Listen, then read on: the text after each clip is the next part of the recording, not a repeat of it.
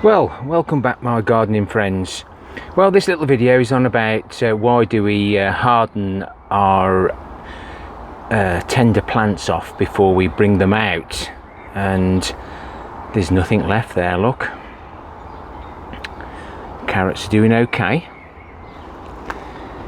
that onion's doing okay, the cucumbers that I bought out far too early are just about holding their own, as is that onion, but that one didn't survive. Now, I bought all my onions out of my greenhouse grow room far too early. The same with the giants. It's the long cucumber, the heavy cucumber. I must admit, I've buried them hoping that they'll root from the stem, but you can see I've put 3 in here because they were very poor, and I will select the best out of the heavy. That's a heavy and that one's a long, but I don't have much hope for that, all because I bought them out too early. None of them look absolutely brilliant, so whether I'll get a decent onion this time, I'm not sure. These are the carrots that we sowed first of all, and doing absolutely great. This is the one that we transplanted earlier on. There's the little marker. I'm going to change the marker. You can see a little bit of difference, but it's growing. And then suddenly we ended up with a couple that ended up losing the leaves. The slugs have actually got up here, so I sprinkled my eggshells along the top there just to try and discourage them, and it worked. There's no more stations been attacked, so by just keeping a check I managed to save some of these carrots from being stunted back. And what we should do is bring our tender plants out and acclimatise them to the weather. Now, we recently had some really hard frosts, you've probably seen in a previous video, so these stayed in, but I've slowly acclimatised them now to the outside, because this weekend I'm hoping to get them all in. And the lettuce under here that looked really bad has perked up nicely. And these are the ones that we left in the container. We've taken some of these out of the containers and planted in the ground, and then left the rest in. Yellow labels. I couldn't just have a little one, could I? No. I've got to have a label that big. You'll be able to definitely see what I've got growing now. Carrot in a bottle. Now that's doing better than the ones in the beds. It's just in the bottle and it can be watered from underneath. These are the damaged ones. I bought them out far too early. They've all been burnt. That burnt because of the cold. They didn't like it, so they just shut down. Pak choy, oh, they love this weather. So does the Swiss chard in the middle there.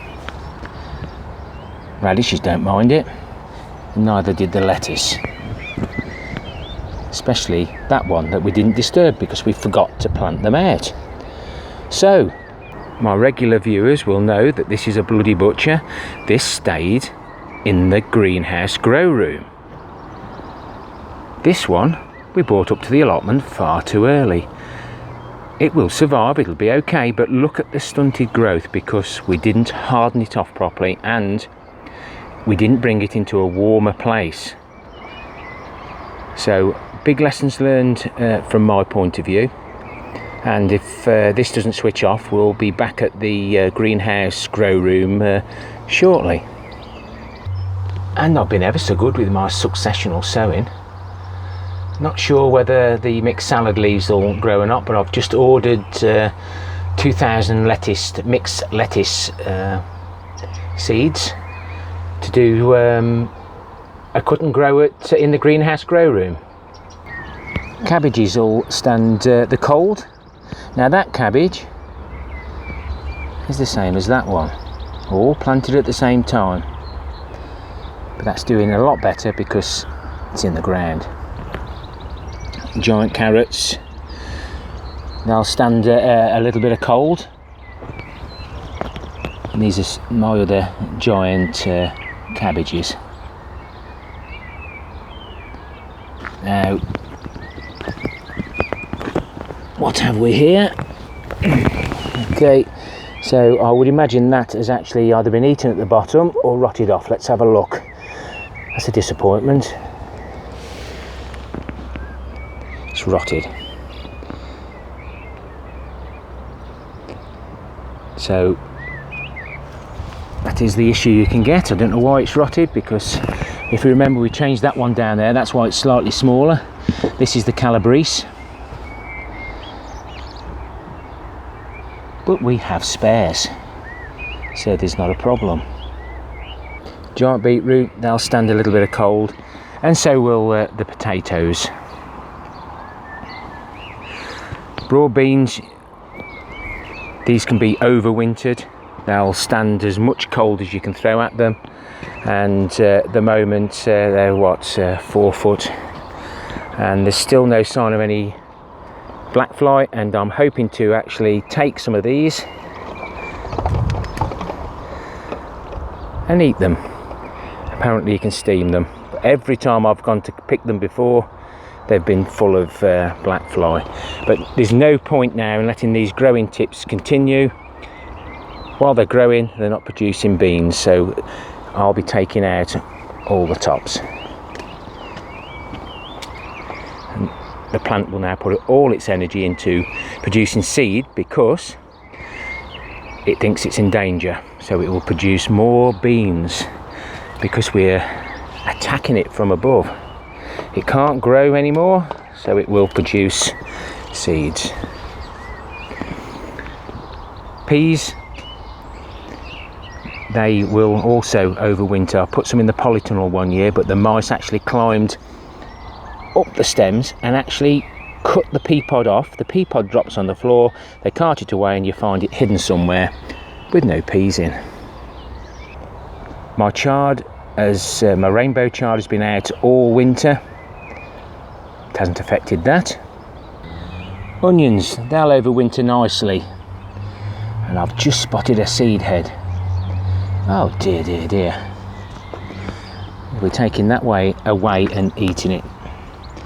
These were grown from sets, as the garlic as well, and a lot of these, there's Pete's onions, might even get some big ones from them. These are the ones I had give me, and I'm seeing a few seed heads there, so, but why store them when you can eat them now? I've already proved that Swedes will overwinter. These are the last few, and it won't be long before I get the seed heads on those,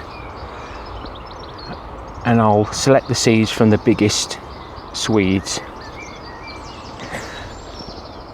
That is also a Swede, but it's one of the giant Swedes. The seed was supplied by Tyrone, so I'm hoping that they will do really well. Same as the carrots. My radishes look like they're lacking water.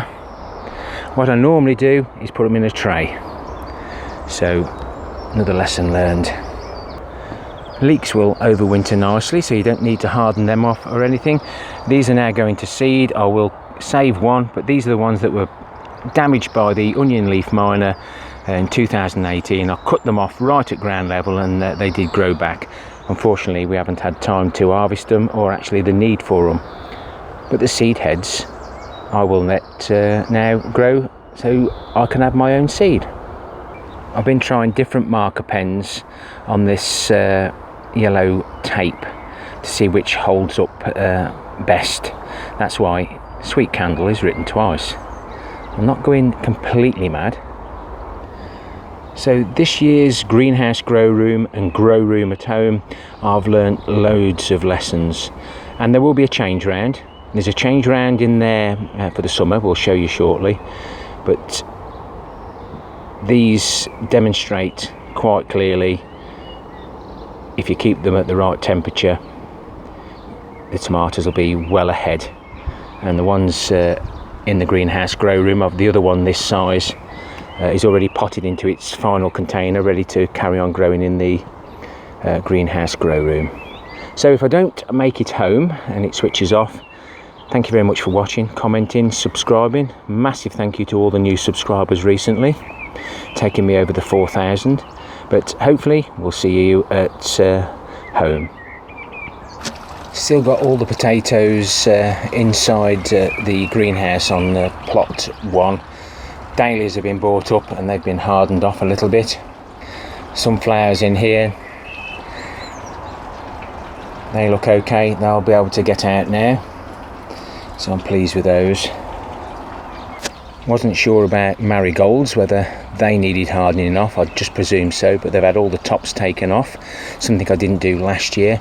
And here's the celery, that's hardening off nicely now, and it won't have to go back in again now. The nights and days are reasonably mild. Well, we've made it back. So this is my grow room. This originally started in the garage, then we decided to do other things, and it's worked out really well, other than not being enough room. I'm going to talk about how I'm going to change this in the future, but at the moment all we've got left is a few of the tomatoes and peppers from Jazz's seed that she sent me from alternative smallholding, and there's my cuttings. I've only had one die out of all those, and I'm keeping the tops on until I can actually see some roots if we actually get them. And I've been trying to chip lettuce seed, but that hasn't worked. But all my old seed hasn't worked very well, as you've seen in previous videos. And that's some more of the kale. I've got 2 or 3 plants just in case those others didn't survive the green fly attack. But major changes to this, and hopefully with the pocket money I get each month, I get £20 a month off the wife, gardening on a budget, and of course with all you viewers that are supporting my channel, I may be able to purchase another one ready for this winter. And major changes to this, as I said before. So originally under here, this is where I was going to put all my plants. The top was covered, it never worked, and yeah, a lot of wasted space. So we ended up putting all the plants up at the top, but of course there's not much room, is there? So all my peppers now are hardening off. They've come out of the grow room into the greenhouse grow room. There's enough heat from the lights now, I don't have to have the heater on, and it just keeps this just nice. There's the Bloody Butcher in the background, and the flowers are coming on really nice. These sunflowers are from the bird seed, from the bird food. Excuse me guys. I'm working all weekend again, and of course the phone never stops, does it? So there's the French beans that I've just put in water just to see how long they'll last, but actually that one's had some manure liquid, so I just wanted to have a play with those. And the cucumbers, these look so much better because they've been in the warm and they're being hardened off correctly. And of course these are just being hardened off now, in and out. I don't think they'll go back in now because the night temperatures are pretty good.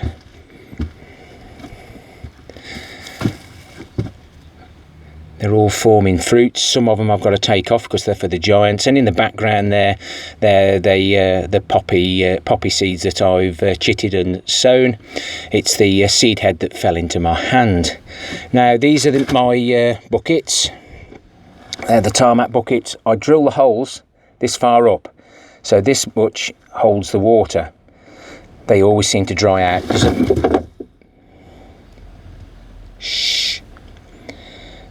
They always seem to dry out anyway, but you can always tell by the weight. But obviously these will grow really quickly, and these will be put either on the shelf below, but that'll be another video. So as you can see, we've got a few buckets here, and these got a variety of different ones. There's the shop bought one, and that's a giant tomato there, moneymaker. One of the champion dwarf stock that I had the seeds given me from Jazz. But overall, pretty good. Now, before I do anything silly, this bubble wrap, yes, it stops the condensation, but bar gum, it got up to 46.7 in here, and far too warm. Do I do it over the winter or not? But all this is going to be fetched off. Now, before I do this, has anyone ever used this type of shading? It's silver on the front and just normal on the back, so this will reflect the heat. Apparently you can get different percentages, so obviously the widths of the material are smaller or larger. But has anyone ever used this? Is it worth buying to use on the greenhouse, and whether it would replace and with turn it the other way and perhaps hold the heat? I'm not sure, but I always like to ask before I do, because you guys are absolutely brilliant. These are some of the giant marrows and giant pumpkins that I've chitted on, and that's one of the pumpkins. The Benchmaster have still gone rotten, so I'm just going to chuck them in the ground at the allotment. See what happens. You know what happens when I chuck beans in a pile? I might actually just chuck a pile of beans on the allotment, see what happens. Yeah, the mice will take them. Let them take them and leave everything else alone. In the background there we've got some kale, peacock white and the dwarf green. Sowed a bit more just in case that green fly did finish them off. And a few of the giant parsnips still growing away there. I've had that big barrel given me. Don't know what I'm going to use it for. Might not use it, but might give it away. Nice bartering tool. And I'm just about to clean up my filters for more fish poo for the leaf mould up at the allotment. And that's the parrot. Happy gardening to you all. Thank you very much again, all the new subscribers. And it's my birthday coming up soon. We'll have a little video on that. And I may set up a challenge. You never know. Till next time, my friends. Ta-ra for now.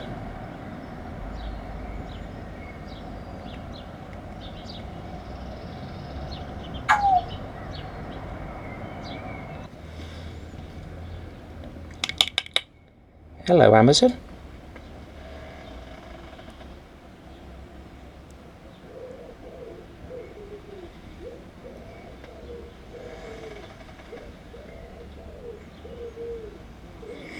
Are you friendly?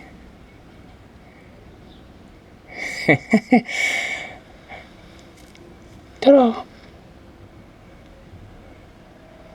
Go on, talk. You never talk in front of the camera, do you?